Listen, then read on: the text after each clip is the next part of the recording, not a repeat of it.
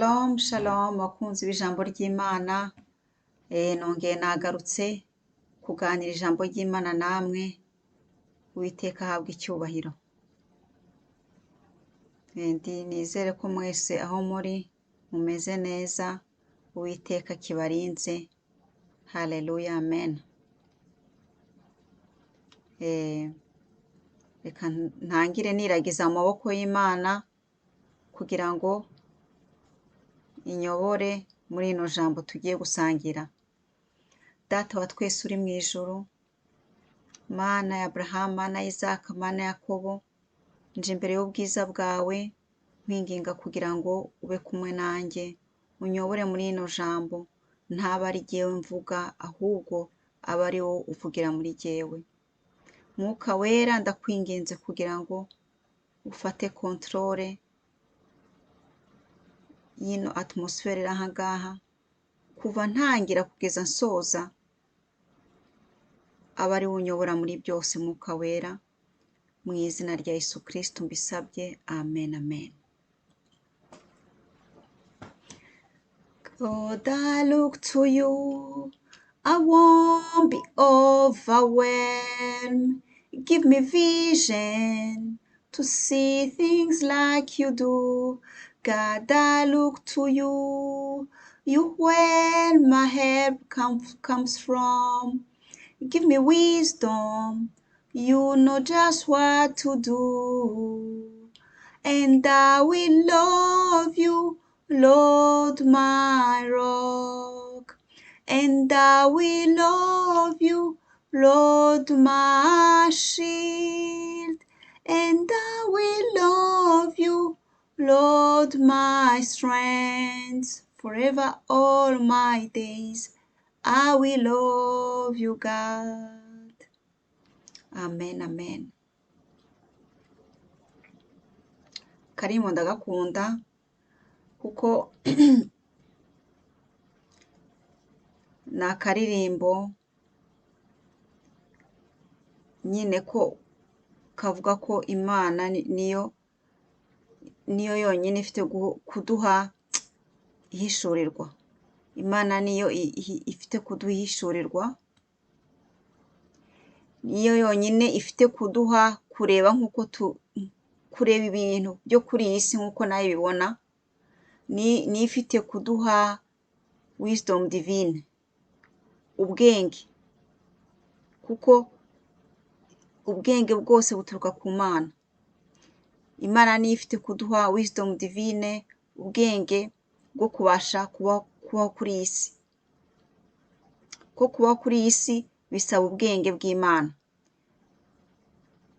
Si ukuvuga ko ababayeho kuri iyi si bose bafite ubwenge bw'Imana, ariko nshatse kuvuga ko kubaho neza kuri iyi si bisaba umuntu umunyabwenge, umuntu Imana yahaye ubwenge. Haleluya, amen. Turakomeza dusoma mu gitabo cy'itangiriro, tugeze ku itangiriro 42, kuva ku murongo, turakomeza ku murongo wa 25 kugeza ku murongo wa 38. Dusome mu izina rya Yesu.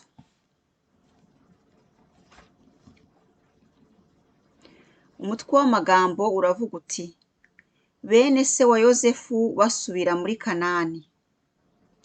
Yozefu ategeka abagaragu be ati: nimuzuze ingano mu mboho zabo, musubize n'ifeza bishyuye mu mifuka yabo, mubahe n'impamba. Babigenza batyo. Nuko bene se wa Yozefu bahekesha indogobe zabo ingano baragenda. Bageze aho barara, umwe muri bo aza guhambura umufuka we agaburira indogobe ye, nuko ahita abona ifeza ze yajyanye guhahisha. Abwira bene se ati: bansubije ifeza zanjye, dore ngizi mu mufuka wanjye. Bakuka umutima, bahinda umushyitsi, baravuga bati: ibyo Imana idukoreye ni ibiki?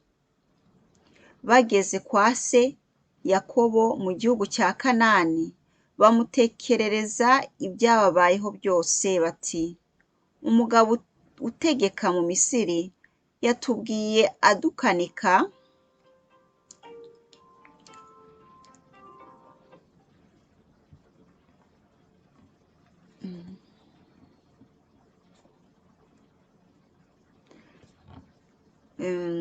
umugabo utegeka mu Misiri yatubwiye adukanika akeka ko twaje gutata igihugu cye. Natwe twamuhakaniye tuti turi inyangamugayo ntituri abatasi. Twari abavandimwe 12, umwe yarapfuye naho umuhererezi yasigaranye na data muri Kanani. Uwo mutegetsi aratubwira ati, dore ikizamenyesha ko muri inyangamugayo, nimunsigire umwe muri mwe, abandi mujyane ibyo kugoboka imiryango yanyu yazahajwe n'inzara. Ntimuzabure kunzanira murumuna wanyu kugira ngo menye ko mutari abatasi, ahubwo ko muri inyangamugayo. Nibwo nzabasubiza umuvandimwe wanyu, kandi mbahe uburenganzira bwo kujya aho mushatse hose mu Misiri. Basutse ibyari mu mifuka yabo, buri muntu asangamo agafuka karimo ifeza yari guhahisha. Bo na se babibonye bashya ubwoba. Yakobo arababaza ati, murashaka kumarira abana? Dore Yozefu ntakiriho, Simeyoni nawe nuko. None murashaka kujyana na Benyamini? Mbega ukuntu ngushije ishyano. Rubeni aramubwira ati, ninakuzanira Benyamini, uzice abana banjye bombi. Mumpe ndamwishingiye, nzamukugarurira. Nyamara Yakobo aramusubiza ati, umwana wanjye ntimuzajyana. Mwene nyina yarapfuye, asigaye wenyine. Mumujyanye akagirira ibyago mu rugendo, mwatuma asaza nabi ngapfana agahinda. Iri yari ijambo ry'Imana. Amen.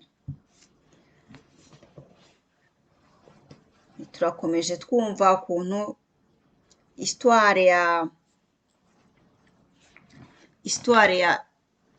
ya Yozefu n'abavukanyi be imeze. Urumva Yozefu yamenye abavukanyi be, ariko bo ntago bamumenye. Kandi yakoze uko ashoboye kose kugira ngo batamumenya. Azana n'umusemuzi aganira nabo kugira ngo batumva ko avuga ururimi rwabo. Urumva, ariko ni histoire iri intéressant cyane. Noneho rero murumva ko bari bamaze iminsi 3 muri gereza yabafunze, ariko yaje kubavana muri gereza arababwira ati, murampa umwe muri mwebwe ndamugumana nk'ingwate, hanyuma mwebwe mugende mujyanire imiryango yanyu amafunguro, munzanire murumuna uwo nguwo mwasize murumuna wanyu. Urumva ko murumuna uwo nguwo umuvukanyi wundi muto w'umuhererezi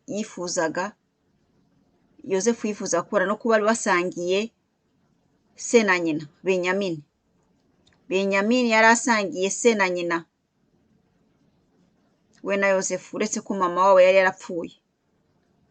Urumva niwe muvukanyi yari afite direct kwa se na nyina. Urumva niyo mpamvu bo ntiwumvaga impamvu ababwira ngo azane murumuna wabo. Mbese mbese byose yabikoze mu mayeri, ariko yari yamenye umuryango we, yari yamenye abavukanyi biwe, yari yamenye ko na se wabo akiriho, se wamubyaye. Urumva, mu by'ukuri byari ibihe byiza kuri Yozefu, ni n'ibihe bitoroshye kuri we, ariko byabaye ibihe byiza cyane.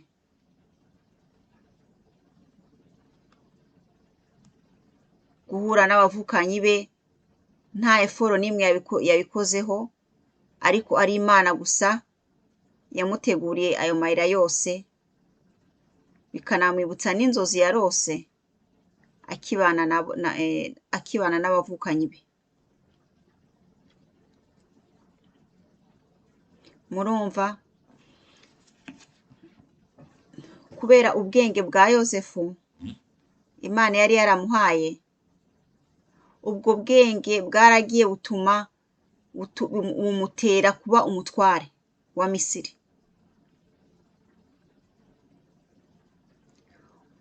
Umutware wa Misiri, murumva ko ubwenge Imana yamuhaye bwasovye abaturage ba Misiri bose, mbese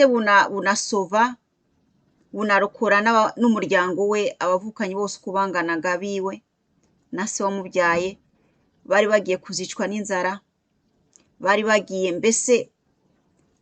bagiye guhona kubera inzara. Ariko kubera ubwenge bwa Yozefu ntacyo babaye. Kubera ubwenge bwa Yozefu, iyo myaka 7 y'inzara bayanyuzemo amahoro. Haleluya, haleluya. Iki gisomwa cyanteye kwiyumvira ukuntu kugira ubwenge bw'Imana ari ibintu byatsinze.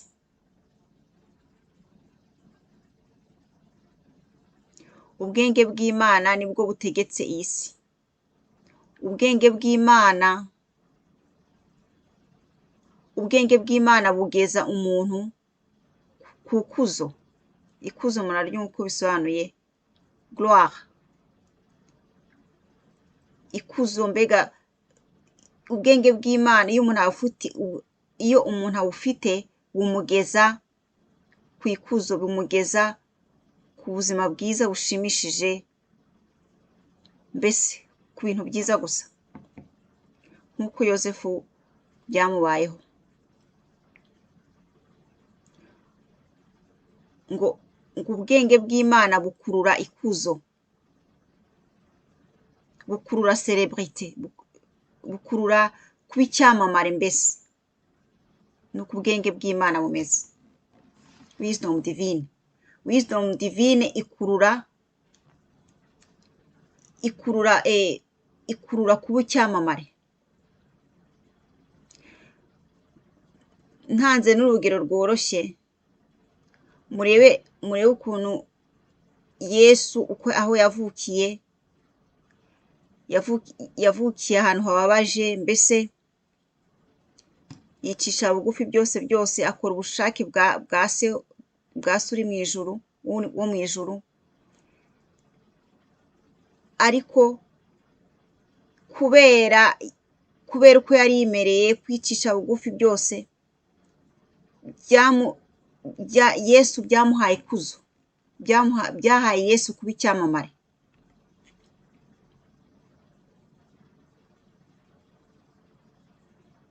Yesu yahaye ubutware bwose ku isi no mu ijuru. Murumva ukuntu ibintu bimeze, kandi bikomeza bikurikirana. Buri muntu wese ufite buriya bwenge bw'Imana bumukururira ikuzo. Nuko ubwenge bw'Imana bumeze. Kububona rero ntabwo ari ibintu byoroshye, ntabwo ari ikintu umwana w'umuntu, ntabwo navuga ngo ni ikintu umuntu yajya kwiga ku ishuri. Ku ishuri ntabwo twiga ubwenge, ntabwo buriya bwenge umuntu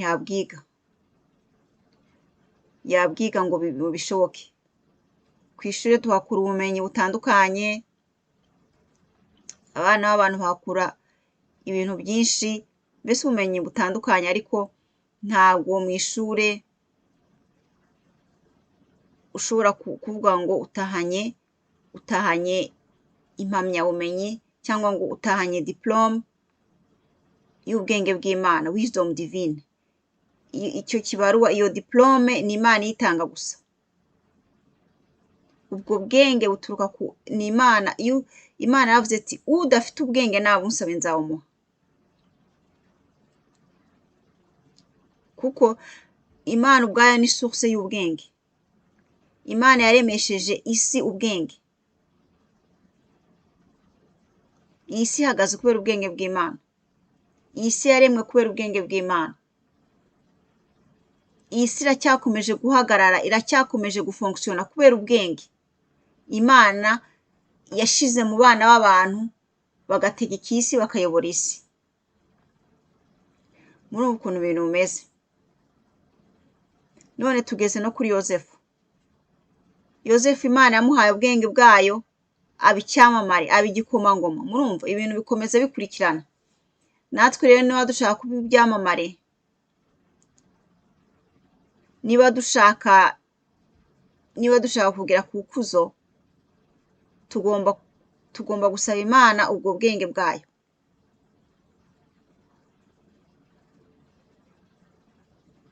Nta handi dushobora kubukura. Kandi ubwo bwenge ni ubwenge butabaho. Ni ubwenge nyine, kuko ntago umuntu yapfa kuvuga ati ubwo bwenge ndabushaka.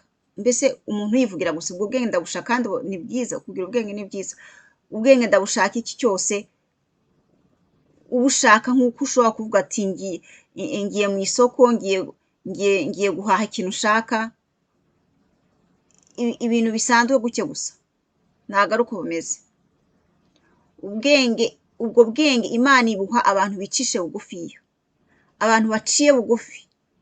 Abo ngabo nibo Imana ubwo bwenge. Abantu baciye bugufi bakamenya ko iyo Imana iri mu ijuru ari yo yonyine ibutanga, akarekonesa ko Imana yonyine ari itanga ubwo bwenge, akarekonesa ko ari umuntu gusa, agaca bugufi imbere y'Imana, agati Imana ngusabye ubwenge kubw'icyubahiro cyawe.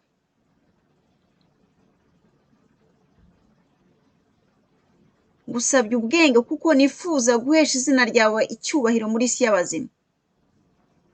Atari ukuvuga ngo ndifuza ubwenge gusa kuko namenye ko ubwo bwenge bushobora kungira igikomangoma. Ubwo bwenge ntabwo ari ubwenge bworoshye. Ni ubwenge buhabwa abantu baciye bugufiya, abantu bubaha Imana, abantu baciye bugufiya. Abo ngabo nibo bahabwa ubwo bwenge.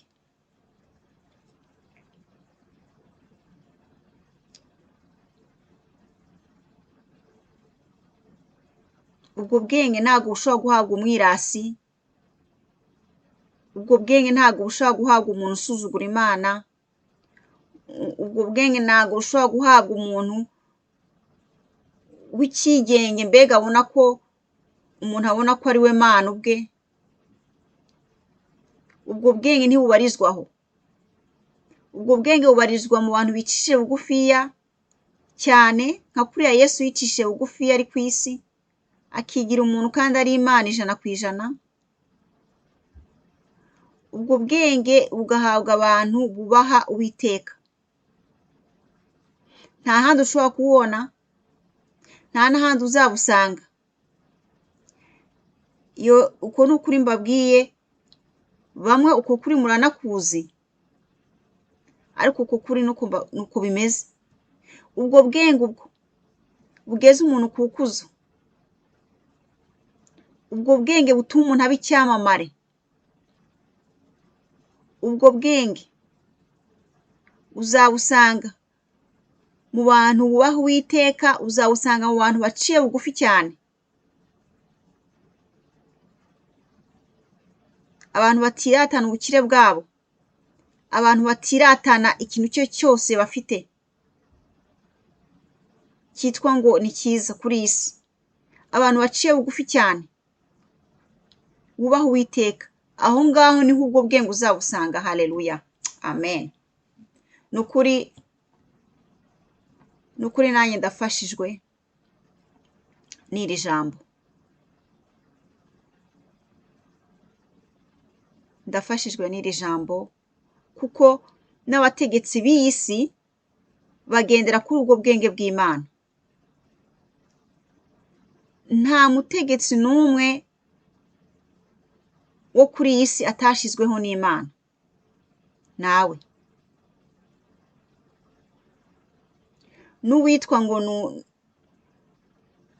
n'uwitwa ko ari wa umutegetsi abantu batishimira, umuntu ari bizarre, umutegetsi uri bizarre, umutegetsi umeze ukuntu abantu batishimira, uwo nguwo nawe yashizweho n'Imana, afite igihe Imana amuhaye cyo gutegeka, kandi umuntu abaye umutegetsi bikaba nuko Imana iba yabyemeye. Imana iba yabyemeye, nta muntu upfa kuba umutegetsi. Niyo mpamvu Imana itubwira ko tugomba kubaha abategetsi, abadukuriye tukabubaha, kuko uwo mwanya ni Imana iba yawubashizeho, uko bameze kose ni Imana iba yabashize kuri uwo mwanya.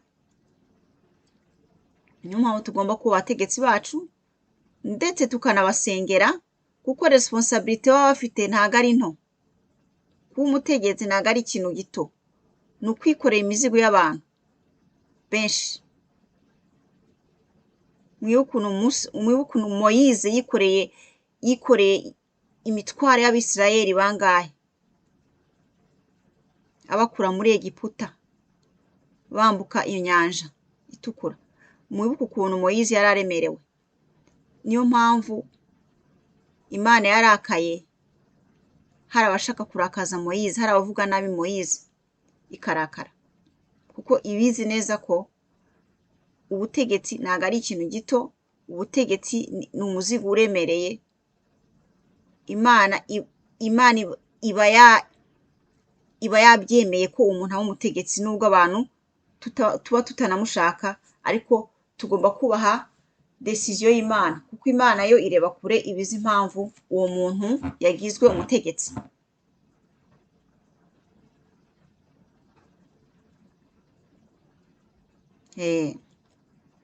Murumva rero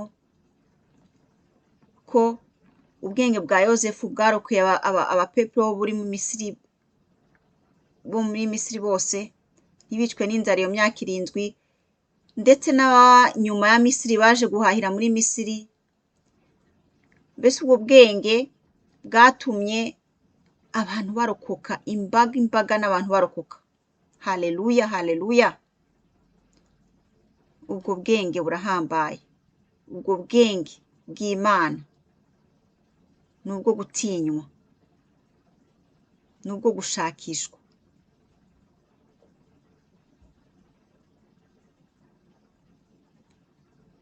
Yozefu yari umuntu wiciye bugufi cyane, yari umuntu wubaha Imana cyane. Niyo mpamvu ubwo bwenge nabwo bwaje kuri Yozefu. Ubwenge bugenderera abantu nk'abo baciye bugufiya, bubaha Uwiteka. Aho ngaho niho bubundikiye, ubwenge bw'Imana bubundikiye aho ngaho. Haleluya, haleluya. Abantu b'ibyigenge b'abirasi, bafite ubwirasi b'ibyigenge, aho ngaho nubwo baba bafite amafaranga menshi, nubwo baba ari abakire mu buryo bugaragara, ariko nta bwenge buba buri iwabo, nta bwenge buba buri iwabo. Ibyo ngibyo mugomba kubimenya, nta bwenge uzahasanga ahantu nk'aho, ntibishoboka, ntago bibaho. Ni uko nguko ubwo bwenge bwimereye. Hakaba hari n'icyo kindi kintu ko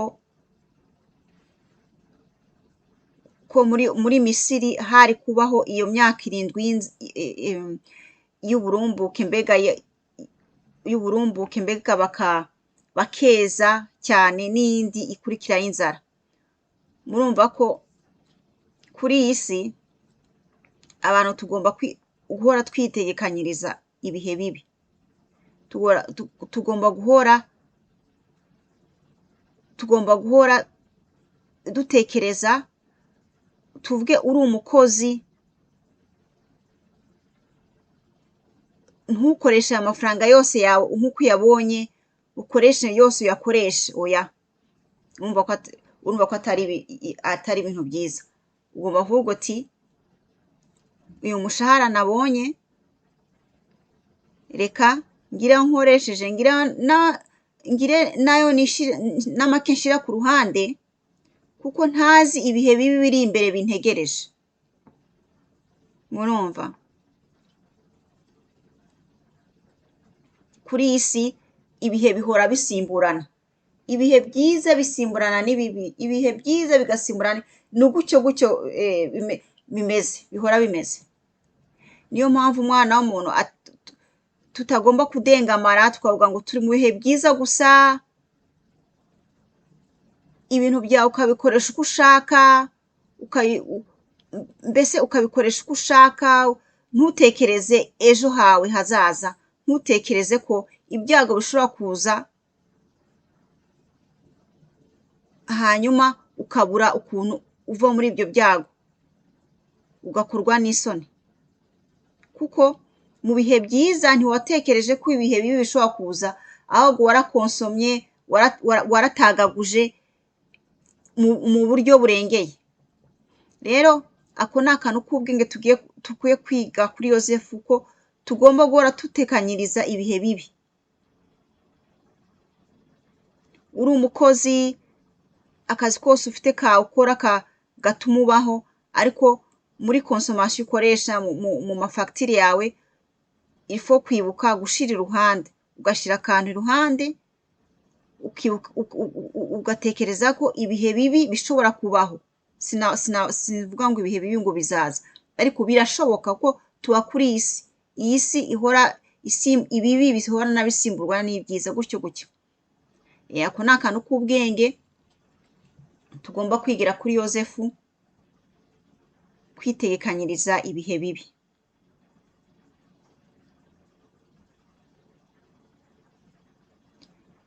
Tukanasaba n'Imana ubwenge.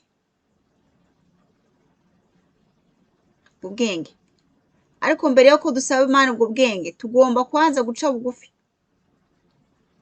imbere y'Imana, tukihana ibyaha. Turi abanyabyaha, turi abanyantege, tukubaha Uwiteka. Imana nibona gutyo ukayisaba ubwenge, ubwo bwenge izahita ibuguha. Haleluya. Kuko Imana ntago yivuguruza, Imana ntago yirwanya, ntago ishobora kuguha ubwenge ibona ko udashobora kumanaginga. Nta nubwo binashoboka,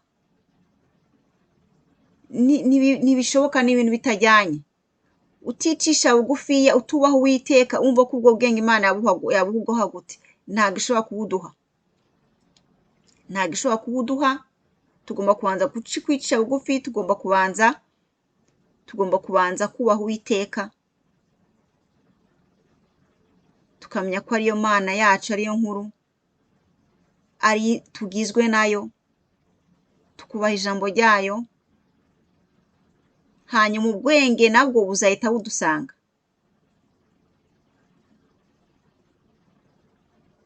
Kuko ubwenge bukunda kwibera ahantu hashashe neza, hateguye neza, ahantu Imana yishimira. Aho ngaho niho ubwenge buba. Haleluya. Ntabwo ushobora kubaka inzu uyubake nta fondasiyo wabanje kugira. Rero n'ubwenge nuko bumeze. Ubwenge bugombera fondasiyo, ko hagomba kuba fondasiyo nk'umwubatsi w'inzu. Fondasiyo ikaba kwicisha bugufi kubaha Uwiteka, hanyuma ubwenge nabwo bukaza bukakubakira hejuru, ukamera nk'inkingi z'inzu. Naho nta fondasiyo ihari n'inzu ntabwo ishobora guhagarara. Haleluya, amen. Uwiteka akomeze abagiriye neza, akomeze abumvishe iryo jambo tuhawe muri uyu mugoroba, rizabagirire akamaro, nanjye rizangirire akamaro, kugira ngo tubashe kugera aho Imana ishaka ko tugera, kugira ngo tubashe guhora duhesha izina ry'Imana icyubahiro muri isi y'abazima, kuko Imana yaturemeye, ntabwo yaturemeye kugira ngo tuyikoze isoni kuri iyi si, yaturemeye kugira ngo tuyiheshe icyubahiro, yaturemeye kugira ngo tuvane iriya sanamu iri mu ijuru tuyintroduce kuri iyi si. Nicyo yaturemeye, guhora tuyihimbaza, guhora tugendera mu bwenge bwayo, guhora tuyoborwa nayo, guhora twibanira nayo. Icyo nicyo igitekerezo cy'Imana, kugeza igihe izaducyura. Uwiteka akomeze abagiriye neza mwese aho muri, tuzangira dusubire mu wundi mwanya Imana yateguye. Shalom, shalom.